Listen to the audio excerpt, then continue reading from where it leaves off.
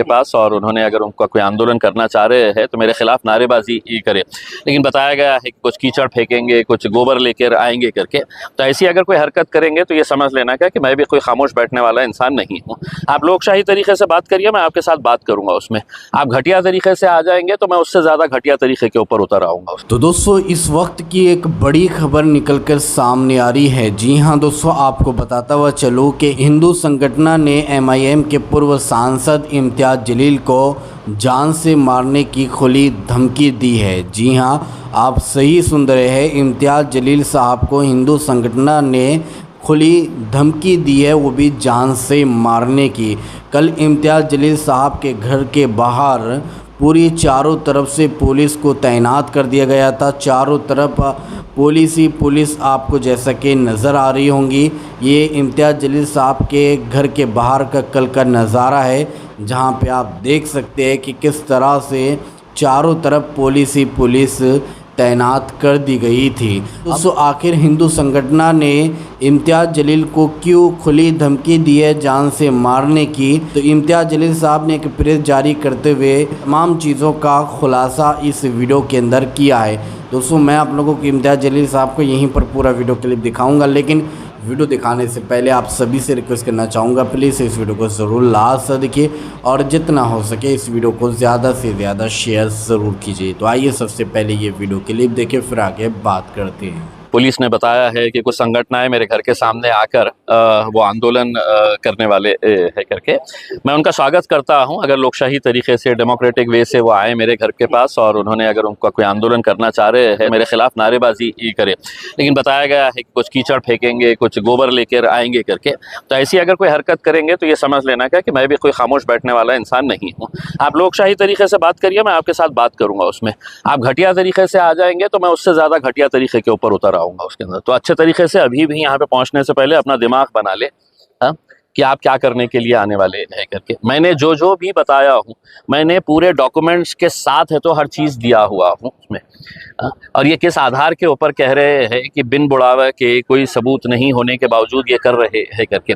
दरअसल ये जो लोग आ रहे हैं ये किराए के टट्टू है। इन्होंने अपनी पूरी ज़िंदगी, हो सकता है कि अगर इनको मैं अभी पैसे दे दूँ तो ये मेरे घर की जगह है तो संजय सिरसाट के घर के सामने जाके नारे लगा डालेंगे, उसमें पूरी प्लान चेंज कर डालेंगे उसके अंदर। क्योंकि इनकी ज़िंदगी ही जो है वो इसी उसके अंदर गुजरी है कि नेताओं से 2 पैसे ले लो, उसके अंदर 8 दिन निकल जाते हैं, उनके पीछे जाके जिंदाबाद मुर्दाबाद के नारे लगाओ और अपना 8 दिन है तो वहाँ से निकाल दो करके। उसमें ना तो ये कार्य करते हैं, ये धंधा करने वाले लोग है उसके अंदर। तो आए अच्छे तरीके से, मैं बात करने के लिए तैयार हूँ। लेकिन अगर टेढ़े तरीके से आएंगे तो तुम जितने टेढ़े हैं उससे 4 गुना टेढ़ा फिर मैं रहूँगा।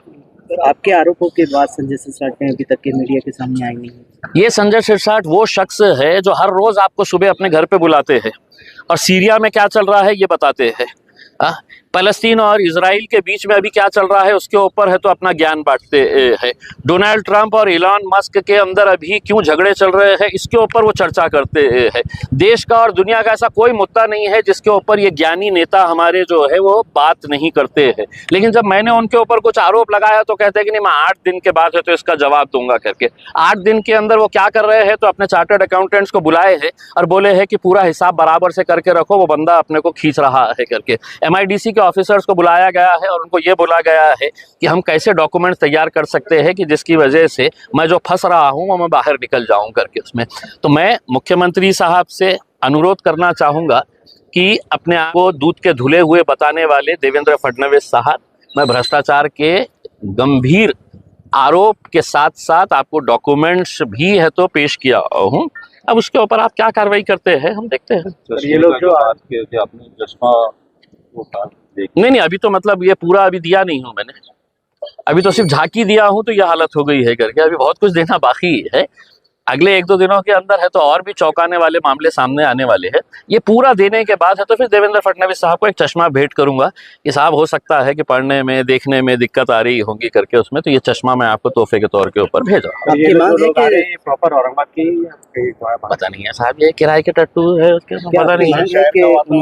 रेजिग्नेशन देना चाह रहे? नहीं, ये चिल्लर चाल्लर लोगों से थोड़ी कोई शहर का माहौल खराब होने देंगे उसके अंदर बाहर के उसमें। क्या आपकी डिमांड है कि उन्होंने रेजिग्नेशन देना चाहिए संजय सिरसाट? मेरी डिमांड नहीं है, महाराष्ट्र की जनता ने इस बात की डिमांड करनी चाहिए। जो साफ सुथरी जो एक राज्य चाहते हैं, जो भ्रष्ट है तो वो बोलेंगे तू भी खा रहा मैं भी खा रहा हूँ, इसके अंदर कौन सी नई बात है करके उसमें। और संजय सिरसाट साहब के अतराफ में जितने भी घिरे हुए हैं, उनकी सत्ता जो बनी हुई है वो इसी उस बुनियाद के ऊपर बनी हुई है कि तू भी खा मैं भी खाता, अपन सब मिलके खाएंगे करके। तो जिस तरीके से आपको दबाव बना जा रहा है इसको देखते नहीं नहीं नहीं नहीं, आप गलत शब्दों का इस्तेमाल कर रहे हैं साहब। मेरे ऊपर कोई दबाव नहीं डाल सकते हैं, ये मुझे पहचानते ही नहीं है, समझ लीजिएगा। उसमें मेरे ऊपर किसी भी तरह का कोई दबाव नहीं है। ये क्या है, ये चंद आ रहे हैं पुट्टे, तो मतलब क्या मैं दबाव के अंदर आने वाला हूँ? मैं उनको बोल रहा हूँ तुम कहाँ रुके हुए हैं बताओ मेरे को, मैं अकेले आता हूँ तुम्हारे से मिलने। ये दोस्तों आप लोगों ने इम्तियाज़ जलील साहब की ये प्रेस कॉन्फ्रेंस देखी और सारी बातें आप लोगों ने सुनी है, जिसमें उन्होंने A to Z जानकारी इस वीडियो के अंदर दी है। दोस्तों इस पूरी वीडियो को देखने के बाद अब आप क्या कहना चाहोगे, आपके इस बारे में क्या राय, तो कमेंट में अपनी राय लाजमी बताइएगा। तो चलिए दोस्तों इसी तरह की इन्फॉर्मेशन लेकर आपकी खिदमत में एक बार फिर से हाजिर होंगे। जब तक अपना ख्याल रखिए और अपनी सफाई को अपनी दुआ में याद रखिए। अल्लाह हाफिज़।